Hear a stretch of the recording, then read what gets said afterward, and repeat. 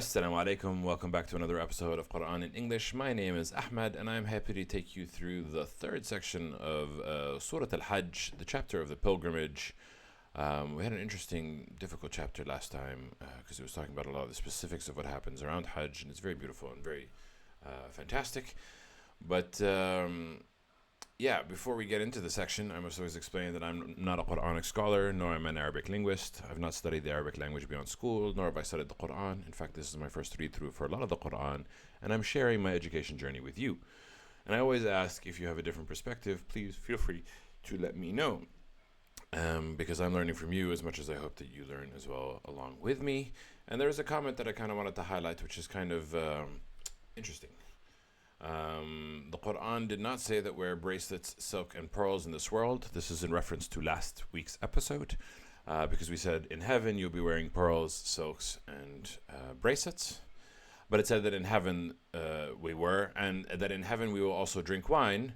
And the challenge that was sent to me by my logic is it that we're allowed to drink wine on earth versus in heaven. The other verse of the Quran that says that we drink wine in heaven is also because it doesn't make us drunk, like not in a bad way. There's a specific, it's not just that you're going to drink wine, but there is an understanding that you're going to drink wine in heaven, which this user makes a very good point.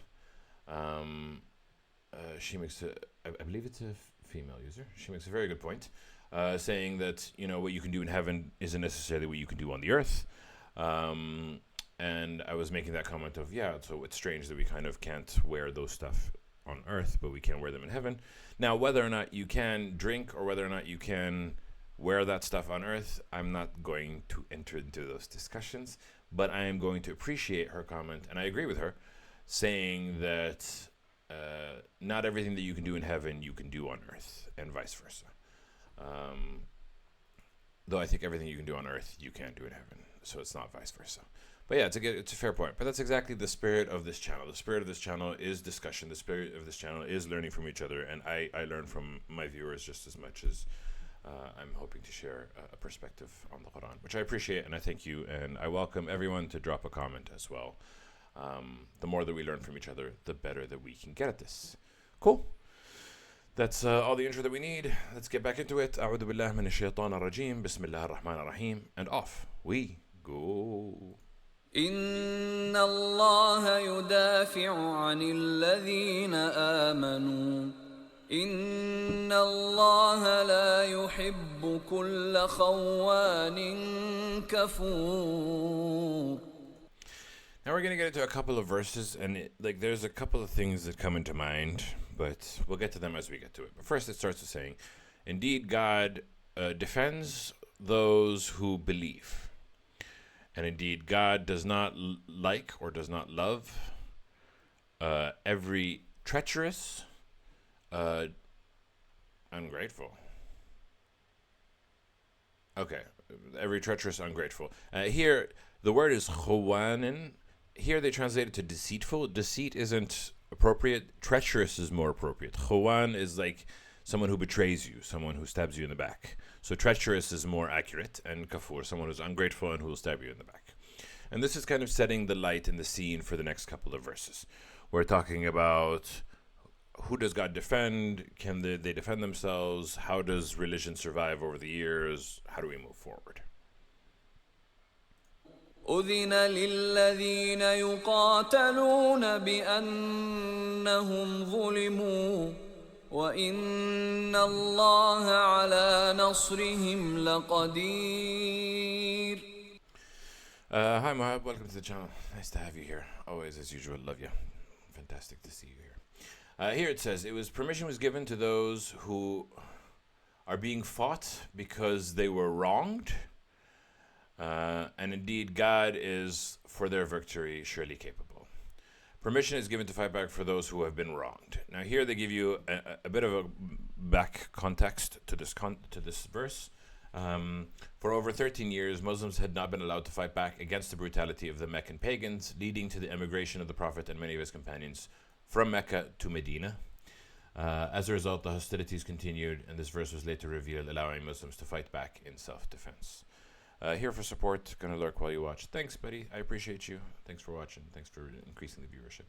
So primarily, this was talking about a time that the Prophet Muhammad and his compatriots and his believers and everyone that followed him were heavily persecuted by the pagans of Mecca because they were, spreading the truth about God and spreading the truth about,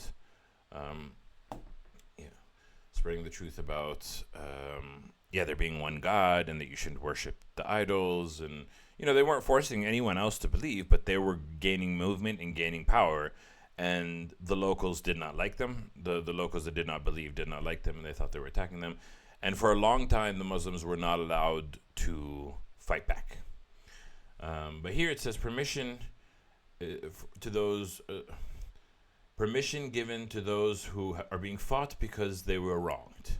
And we will kind of explain what does it mean, what was it that they were wronged in, and it will kind of explain and clarify. Because we can look at this as a specific verse reflecting to that point in time. But we also can look at it as a general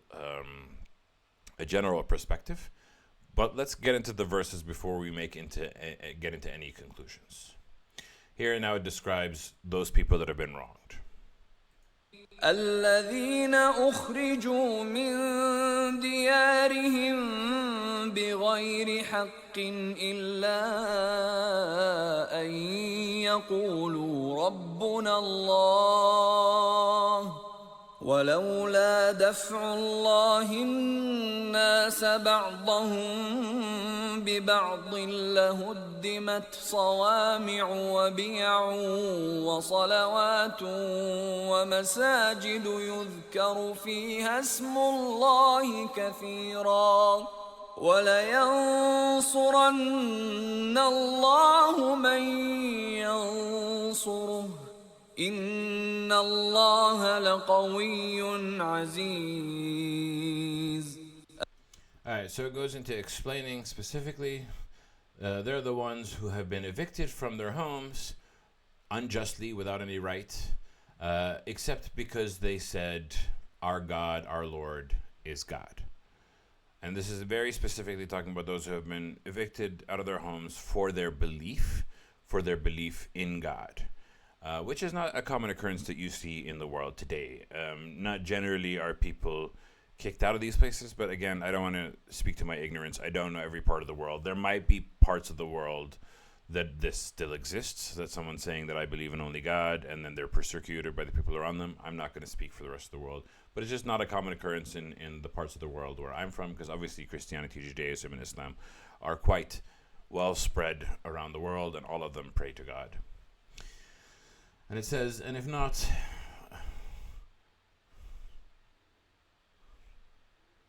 here they use the word repelled. Here they use the word check. وَلَوْلَا دَفْعُ اللَّهِ النَّاسَ بَعْضَهُمْ بَعْضًا. I think repelled makes more sense. Like defended is another word that comes to mind, but defend, maybe I'm confusing the English and Arabic. It says, if not for God doing this thing for people, for some of them by others, if God had not supported one of the others, if God had not repelled certain people or supported the people that believe, then it would have been demolished, the monasteries, the churches, the synagogues, and the mosques, masajid, where in it is mentioned the name of God many times. So it's saying, what's this verse saying? It's saying if God had not supported the believers, then all the places of worship would have been destroyed, and it would have been lost, and it would have been fallen. And to take the point home, it says, God will surely help whoever helps him. So God, if you believe in God and support him, and you try to spread his word and spread his message, God will support you. It's a bi-directional relationship. You help God, God helps you. And indeed, God is surely strong and almighty. So far, it's pretty clear, pretty straightforward. And it kind of indicates how religion has survived over the years for so long. Because many religions have existed throughout the world, some that no longer are a part of the world, some that came from before. There were many beliefs that came and went. So the idea that these religions have existed for as long as they have and survived as long as they have is kind of also a testament to the power of God. Many ideas come and go, many theories come and go, many concepts evolve, change, transform over time, but somehow religion seems to be quite consistent. Obviously, there are certain transformation moments. First, it was the Jews alone, then it was the Christians, then it was the Muslims. But since then, it's been kind of somewhat stable, let's just say. Obviously, each of them growing, but they haven't really lost to the persecutions. And you know that they were persecuted. You know that they were attacked. You knew that there were crusades, and there were so many challenges to all types of all the religions. And there were times when they kind of took a lot of power and they kind of abused the power. So it's just, these verses are saying God helps those who help him. Very clearly. Help him by spreading his message. الذين إن مكناهم في الأرض أقاموا الصلاة وآتوا الزكاة وأمروا بالمعروف ونهوا عن المنكر ولله عاقبة الأمور. And it does talk about religious people, but it also zeroes in on a specific subsect of the religious. It says those who, if we establish them in the earth, in the land, they establish prayer, they give zakah, which is like alms tax, give to the poor, give to the needy a portion of their wealth. They command with doing what's right and doing what's kind and doing what's good. And they forbid and they deny doing what's wrong, doing what's evil, and doing what's greedy. So not just to say, oh, I speak for God, therefore I'm a good person. Because some people speak for God, but then they're also not necessarily the best of people. And we can kind of even look to some examples around the world today that do that. But they have to pray. They have to give back to their communities. They have to... The word is enjoin, which I don't like the word. They have to command, encourage what is good and forbid what is evil. I think those are good words. So it's not just all religious people, it's specific religious people that fall within the religious framework that God believes in and exists. And you not only have to believe, but you have to do good. And this is the form of doing good. And for God is the final, all affairs and all matters come back to God. So then it brings the question of what about those that are preaching hatred in the name of God? That's a question that I'm not gonna field or answer at this point in time because I don't have the perspective on them. I don't have the perspective on God. I don't have the perspective on time. But I do trust that all matters come to God in the end, and everything is as God plans it. Let's just say. وَإِن يُكَذِّبُوكَ فَقَدْ كَذَّبَتْ قَبْلَهُمْ قَوْمُ نُوحٍ وَعَادٌ وَثَمُودَ. And if they deny you, then surely denied from before them the people of Noah, the people of Ad, and the people of Thamud. And here it is understood that it's talking to the prophet. I'm not going to give the caveat that I always give. Let's just focus on what the words are saying.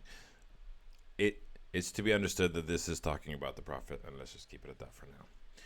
And what is this saying? It's saying that Noah, Ad, and Thamud, there are three examples that the Quran has given us before of a people that denied God's message and continued to act unjustly, and God delivered divine judgment upon them. With Noah, it was the flood. I'm not going to remember Ad and Thamud. One of them was the shriek. One of them was the stones. Hijarat Masajil. They had divine judgment. That was slightly different. And we know that in the time of the Muslims, the divine judgment was delivered at the hands of the Muslims, which is kind of unique and interesting and different to God's judgment as it was before. And I'm sure there's a reason for it, but I don't quite get it. And then more examples are given. وَقَوْمُ إِبْرَاهِيمَ وَقَوْمُ لُوطٍ. I just realized that I don't know what happened to the people of Abraham. I know the people of Lut, Sodom and Gomorrah, are mentioned multiple times, and their judgments multiple times. So they got the scream, their city was turned upside down, and they had falling from the sky baked clay. But as far as I know from what I read about Qawm Ibrahim, he destroyed the statues and then he just left. They tried to burn him and then he just left. Maybe in different verses of the Quran it will explain to us what happened to the people of Abraham. Maybe I just haven't gotten to that part right yet. But I know what happened to Lut, I know what happened to Ad, Thamud, and Noah, but I don't know what happened to the people of Abraham. And I know that Abraham and Lut were kind of in the same time period, but there was a distinction between the people of Abraham and the people of Lut, because first the messengers came to Abraham to give him good news of his child, and he was terrified, but they said, don't be afraid, we're coming for Lut, and we're telling him the bad news. So they specifically did not give Abraham the bad news. They gave Lut the bad news, which is very, very interesting. وأصحاب مدين وكذب موسى فأمليت للكافرين ثم أخذتهم فكيف كان نكير. And the inhabitants of Median, and again, we did cover it in these past couple of chapters, but I don't remember specifically what their judgment was. And it says, and Moses was denied. They denied him. They didn't listen to him. They didn't believe him. Moses was kind of disbelieved, was called a liar. So I granted respite for the disbelievers. Then I seized them, and we know the time. At the time of Moses, it was the pharaohs, and eventually the pharaoh and his people were drowned because they chased Moses into the freshly parted sea. Definition of stupidity. So how was my punishment? So how was... It doesn't say... How severe was my response? I feel like this is just how was the response, the punishment. Nakir is punishment. كيف كان نكيري with a Y would be my punishment, with a ya at the end. I can't imagine the kasra being nakiri, being the punishment that belongs to me. I mean, like, it's not wrong. It is God's punishment. So saying God's response or God's punishment is not an accurate statement. I just don't think that's the word that is being said. Maybe I'm misunderstanding something in terms of Arabic or Quran. Fair. But anyway, the point is, all of these verses are examples of people that didn't believe and people that persecuted those who believed, and that God sent divine judgment down to those people. Right? It's not what we have seen since the time of the Prophet Muhammad, because God's divine judgment was delivered at the hands of the Muslims. Check out Surah At-Tawbah, chapter 9, to see more. So we haven't seen God's divine judgment since 1,450 years ago, as far as I know. Maybe there has been, but I don't know of it. And these are all the descriptions that are saying what will happen to those that disbelieve. Yeah. فكأي من قرية أهلكناها وهي ظالمة فهي خاوية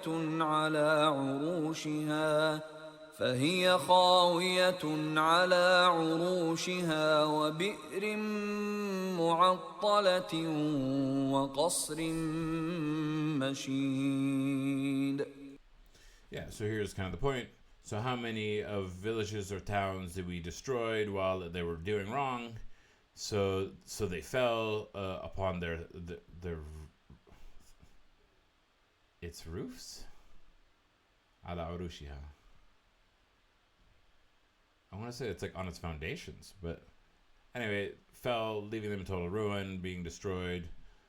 وَبِئْرٍ مُعَطَّلَةٍ, and wells that were abandoned, and castles that were lofty.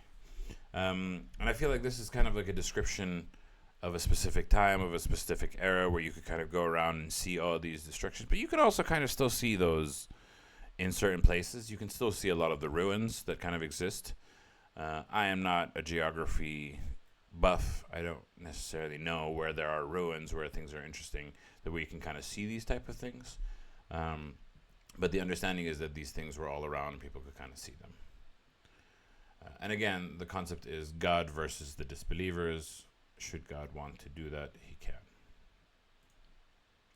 أفلم يسيروا في الأرض فتكون لهم قلوب يعقلون بها أو آذان يسمعون بها فإنها لا تعمى الأبصار ولكن تعمى القلوب التي في الصدور.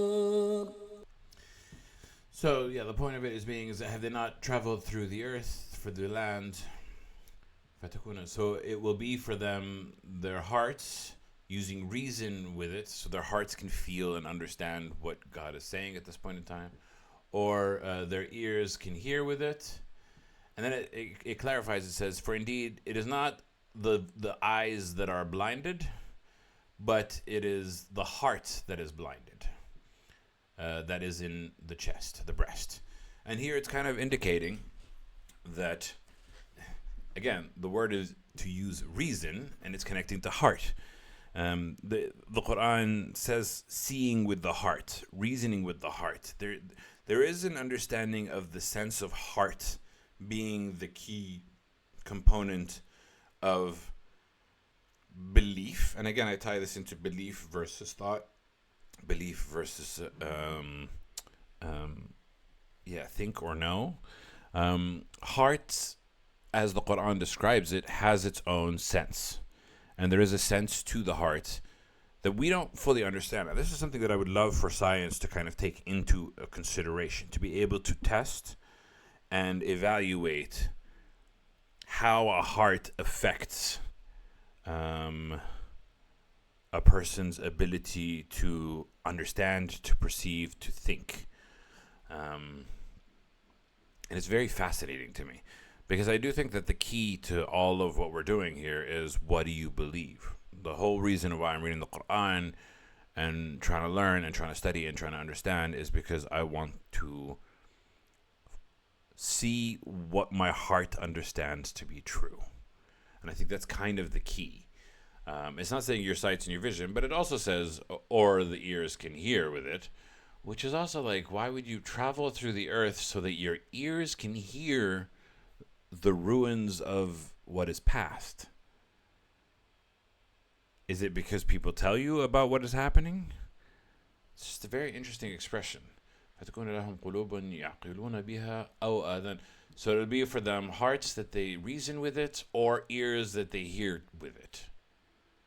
Hearts that reason, which again is a new description that we're seeing, and that their sight is not vision. Their sights are not blinded, but their hearts are blinded. That are in their chest. So here we're saying the heart uses reason, and the heart is blinded. And I mean, that you can kind of explain the metaphor of, oh, I see what you're talking about, is an understanding, right? And we always associate it with the brain, not necessarily with the heart, which is a very interesting perspective. I just find this phenomenon as a wonderful perspective on how humans believe. And for me, it's very interesting, how do people get to the belief? How do people get to reason? How do you get to believe? And how do you incorporate it within you? And it seems that the heart is the key. And I just found it very, very interesting. It's very fascinating. It's very cool. Did I mention I love the Quran? ويستعجلونك بالعذاب ولن يخلف الله وعده وإن يوما عند ربك كألف سنة مما تعدون. Alrighty. Now we get to a very interesting phrase. And they hasten you with punishment or with torment. We've seen this time and time again. The disbelievers are always like, oh, if you say there's torment coming, where is it? They hasten you with punishment, and God will not violate his promise. God will never violate his promise. So they're like, God's saying, don't worry. The punishment comes when the punishment's supposed to come. You worry about you. I'll worry about me. And then it says something very interesting. And indeed, a day with your Lord is like 1,000 years from what you count. Whew. This one sentence has so many implications, has so many understanding, has so many concepts. The first understanding and concept is that, specifically from a Christian sense, and I think also in the Quran it also talked about it, that the world was created in 6 days, and on the seventh day God sat upon his throne and sat. We also have a similar verse in the Quran. I think we have covered it, if I have not covered it on my own studies. But then the idea is like saying, oh, it was 6 days and the seventh day God rests. Then is that 6,000 days from our perspective, but 1 day from God's perspective? That's an interesting perspective. That's an interesting concept. And then, yeah, the other thing that came to my mind, what was it? There was a stupid little notification that I got of a podcast. I follow a guy called Alex O'Connor because I like his critical review of the Christianity in the Bible. And the title of the episode was, Does God Know What Time It Is? And it made me giggle. Just because, obviously, like, I like comedy and I like the concept of saying things that aren't true or saying things that are ridiculous and writing them into comedy. And, like, the whole Quran is like, the hour is coming, the hour is coming, the hour is coming. But then the concept being that God doesn't know what time it is, which is a ridiculous claim. God obviously knows what time it is.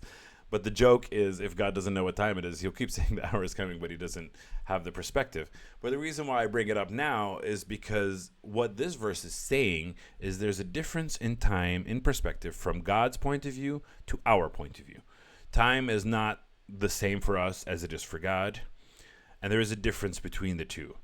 So also the concept of the hour is coming. What does that mean? Does that mean it is an hour? Does that mean it's 1,500 years, since the time of the Prophet Muhammad?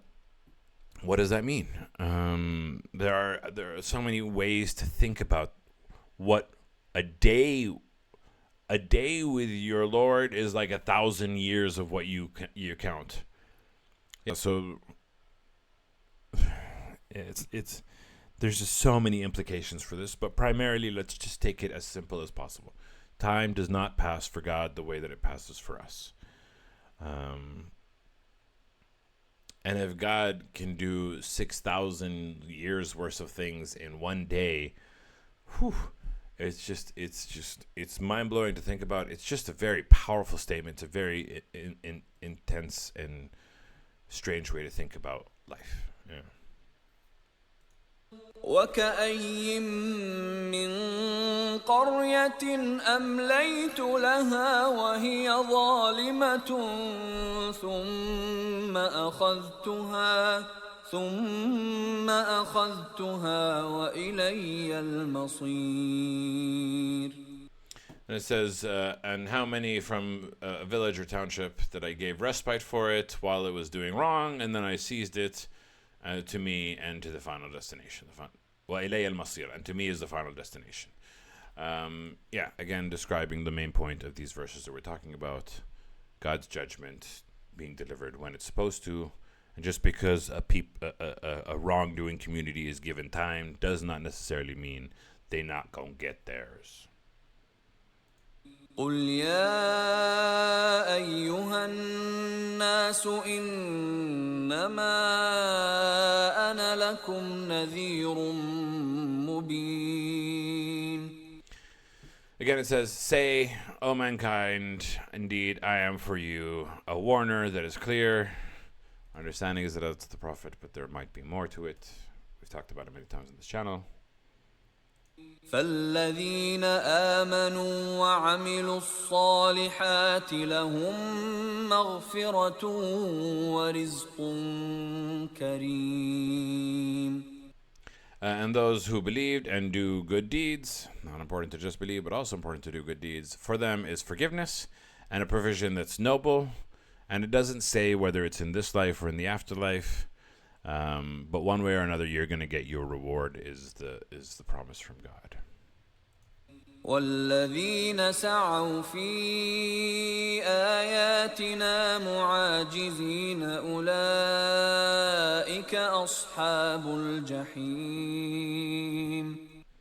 and those who strove, again in our verses, and those who strove to cause failure in our verses, to discredit our revelations. Revelations versus ayatina can be either. Those who strove as hard as possible to discredit, disprove, disbelieve. Those are the ones that are companions of hellfire. Very clear. Those are the people that are disagreeing. And now we get to a very interesting verse about how things survived and questions I have. But let's read the verse and then talk about the intensity of it all. وما أرسلنا من قبلك من رسول ولا نبي إلا إذا تمنى ألقى الشيطان في أمنيته فينسخ الله ما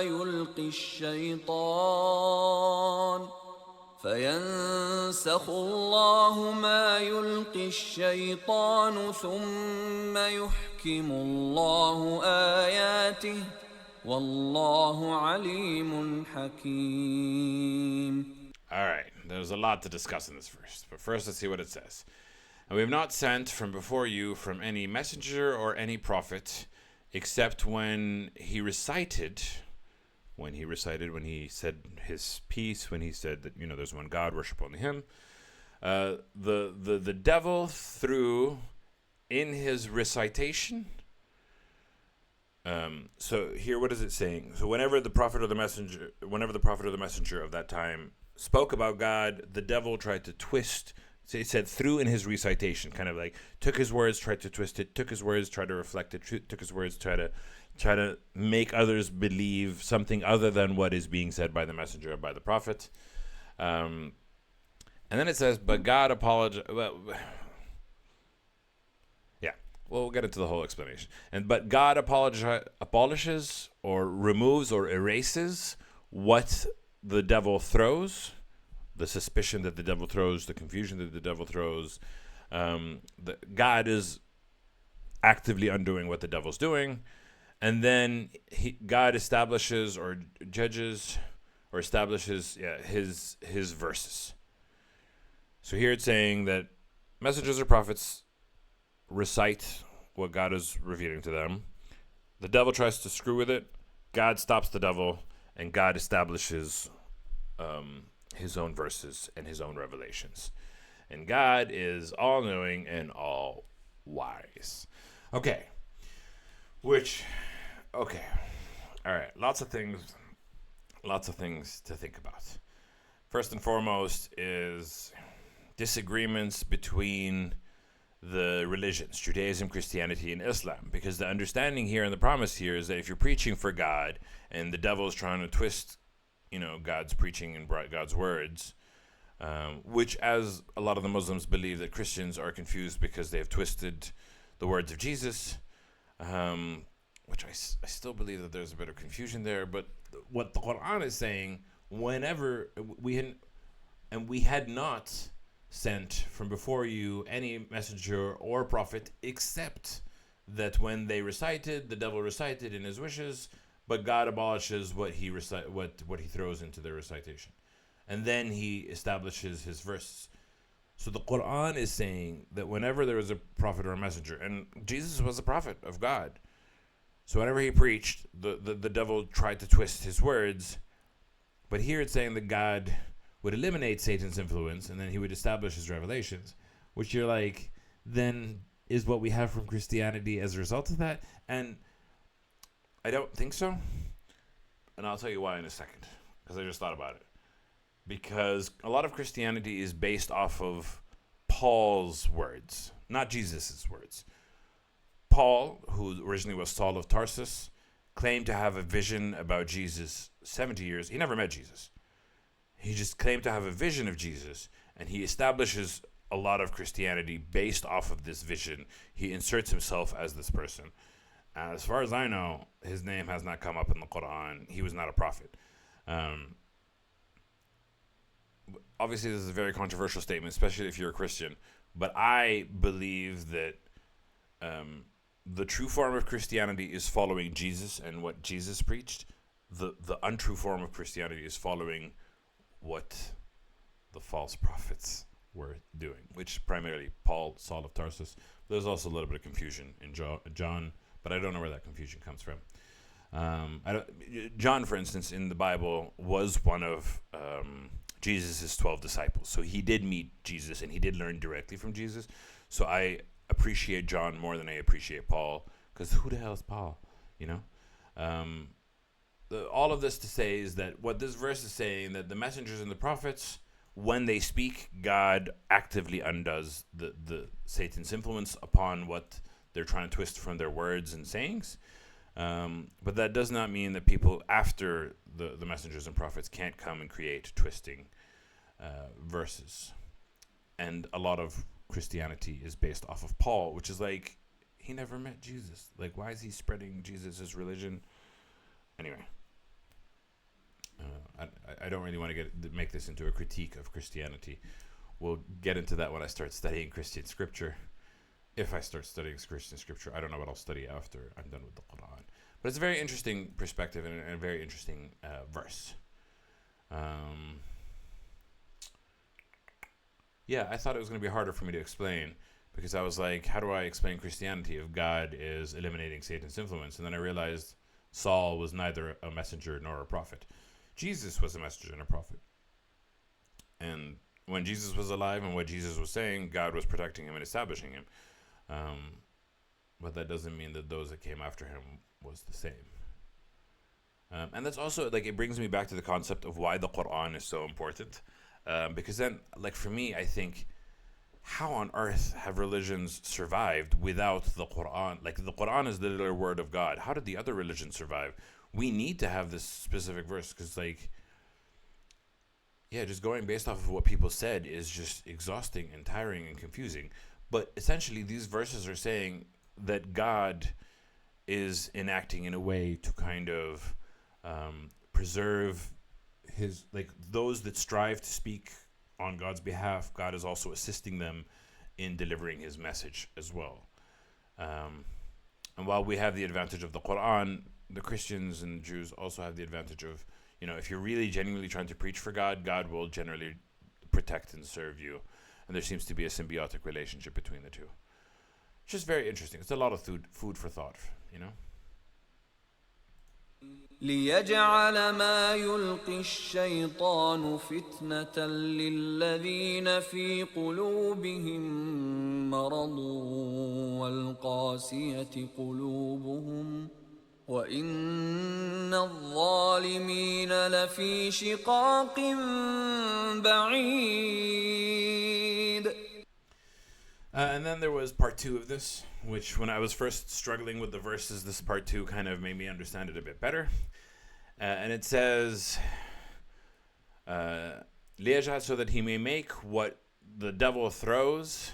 So essentially what the devil twists, what the devil kind of inserts into what people are saying, as a trial for those who in their hearts is sickness, is disease, and their hearts are hardened.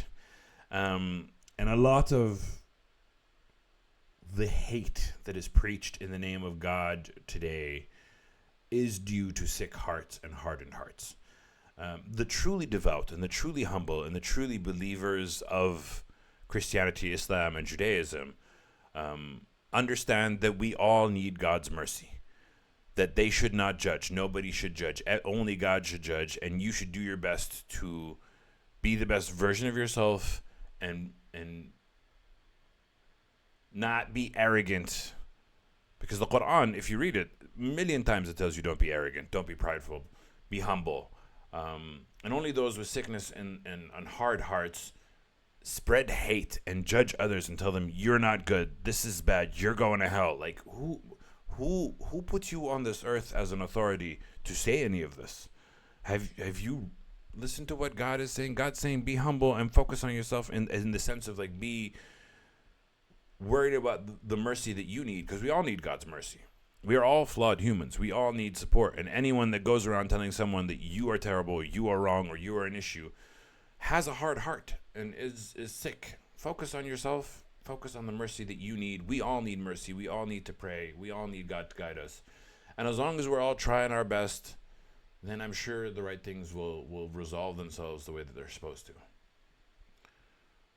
But yeah, there's a lot of anger that I have against members of the religious community that spread hatred and spread judgment. Because it stems from a place of sadness, right? It's also kind of a reason why I left the religion for 15 years. I did not think I was going to be accepted by religion. I did not think, based off of the people that I'd seen around me, the people were actually very kind to me, but overall the religious communities, I just knew were going to judge me and blame me and hate me. And I kind of stayed away. I was like, I don't want any of this. I don't want to deal with any of this. I don't want to deal with hard hearts and sick hearts. And like, why should I? And I made the mistake of thinking that those who preach hatred, in their perspective, from they're speaking on God's behalf, that they were not appointed by God.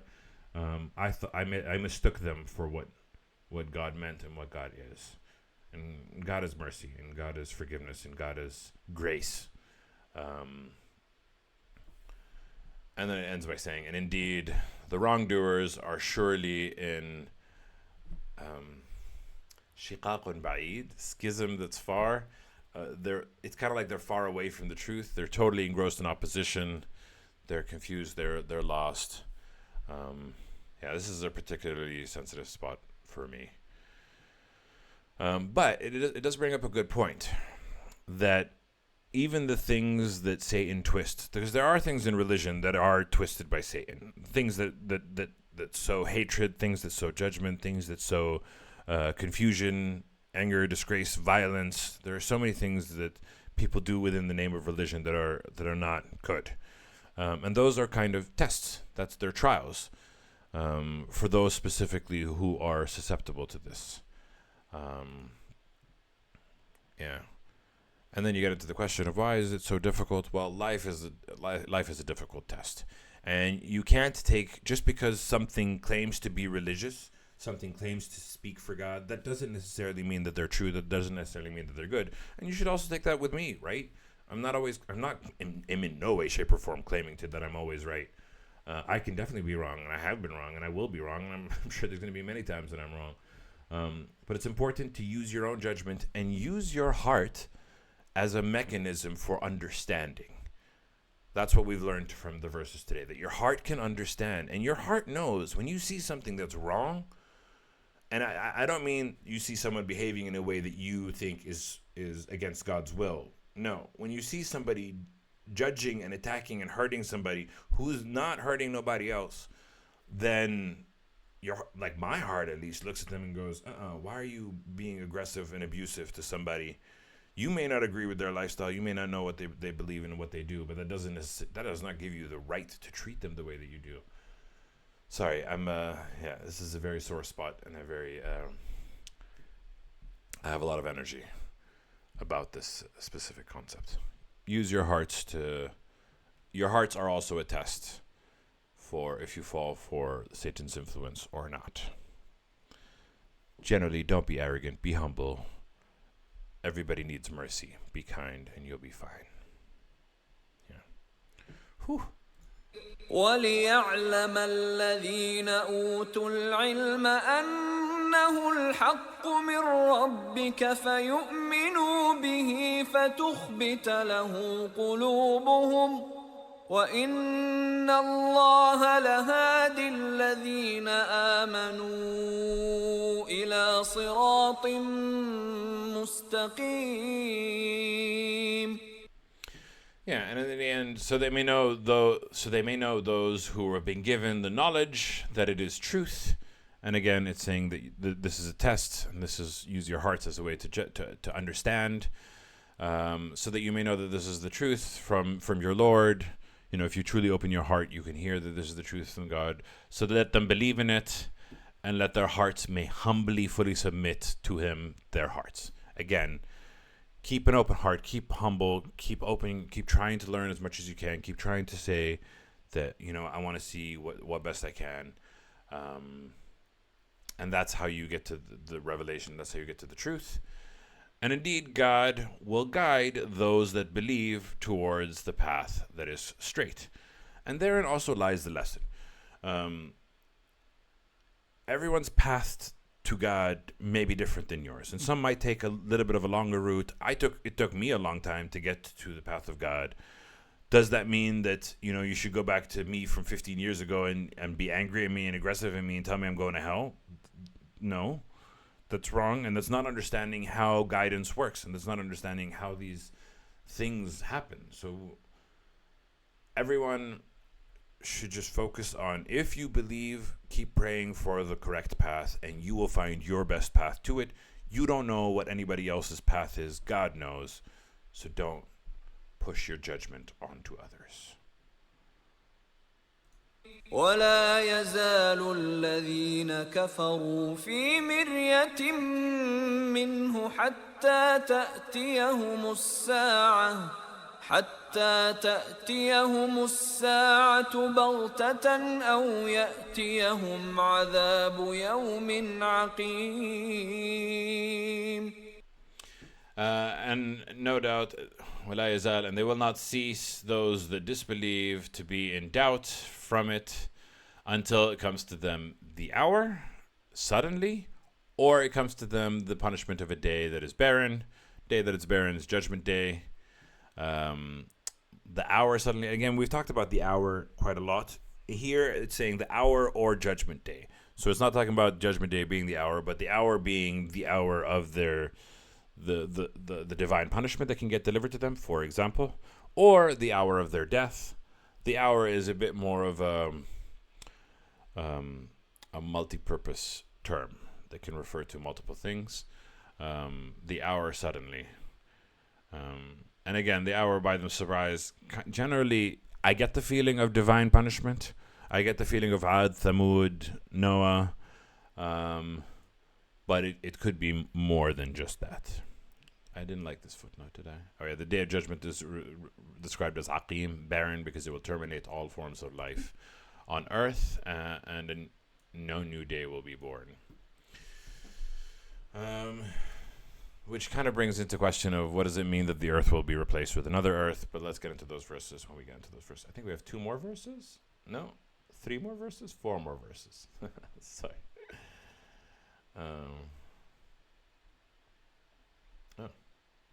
Aqim, there we go.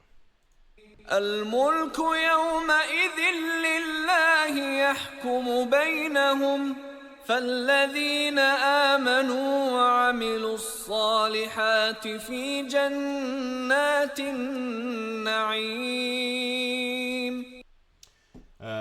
The sovereignty, the judgment, the authority that day is to God, and He will judge between them. That's on Judgment Day.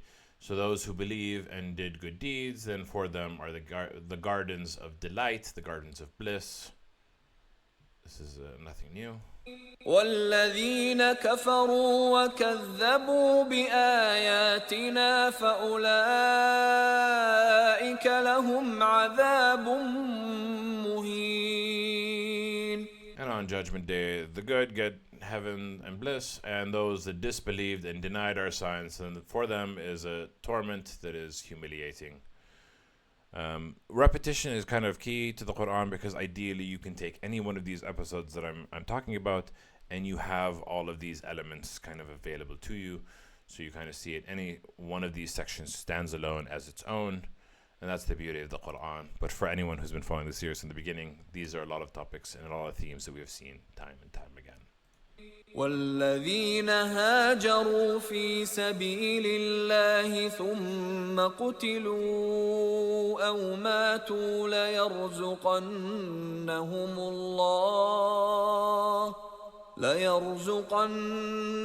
الله رزقا حسنا وإن الله لهو خير الرازقين.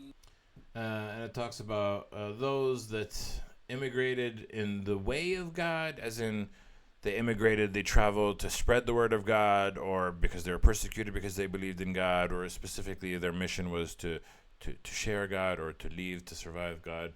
Essentially, those who are traveling for God's cause, and then they died, or they were killed, or they died. then God will provide for them a provision that is good. And indeed, God surely is the best of providers. Because He's made everything and everyone. So, yeah, I would trust God to be the best of providers. ليدخلنهم مدخلا يرضونه وإن الله لعليم حليم. He will surely admit them as an entrance to that they will be pleased with, and indeed God is all-knowing and most forbearing. Some of these words. Forbearing means patient and restrained.